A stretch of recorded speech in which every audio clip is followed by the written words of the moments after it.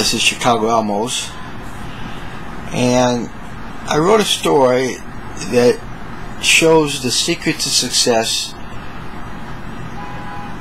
for people. It was originally written for students when I was a teacher. I wanted to help when I was a teacher of young people, and I wrote it to help them be successful.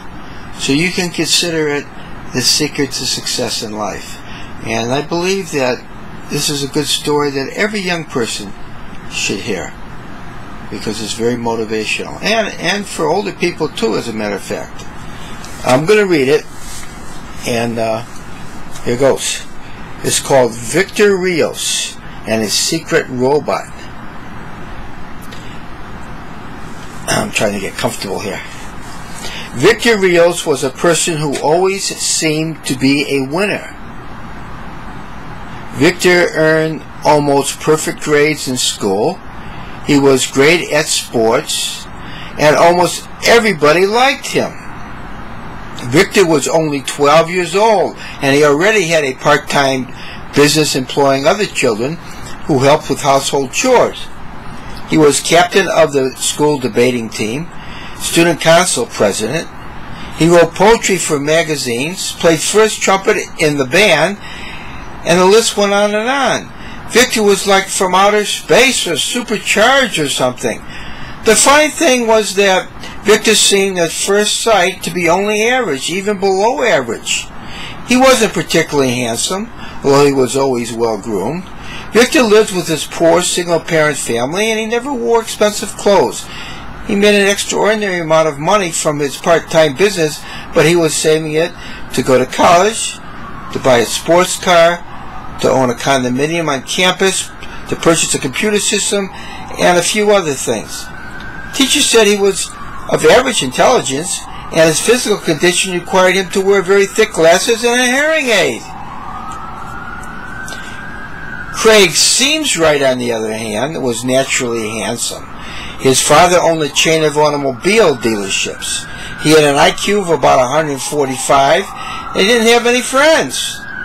He couldn't catch a ball. He was receiving failing grades in school, and he spent much of his time daydreaming and watching TV.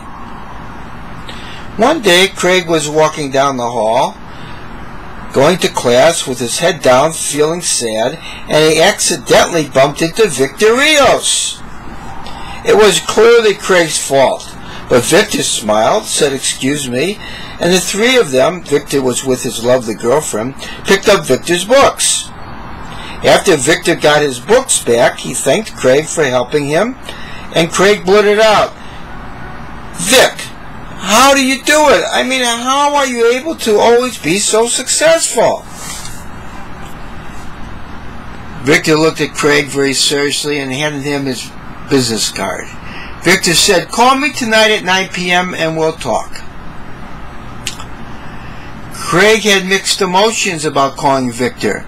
Of course he wanted to know what Victor's secret was, but he really felt awkward calling at 9 p.m. Craig called and Victor told him his secret. He said every day he lived was fantastic and fun because he had this secret robot that would do anything he wanted it to do. Craig replied, that of course was impossible, and thought so were all of Victor's accomplishments. Victor went on to say that the magic robot was himself, and that he learned to control it and make himself do anything he wanted it to. Victor said he learned to do this because he knew that he had to do something special because of his physical handicaps. Victor explained that if Craig wanted to be successful, he had to have a goal and should visualize the successful results of this goal in his mind. He said Craig had to make a plan. He had to figure out a step-by-step process to achieve his desired results. Craig then had to work very hard and be tenacious. And that was it.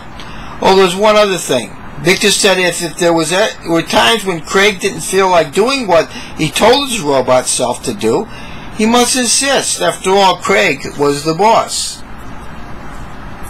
A simple example Victor gave was, suppose you want a neat and orderly bedroom.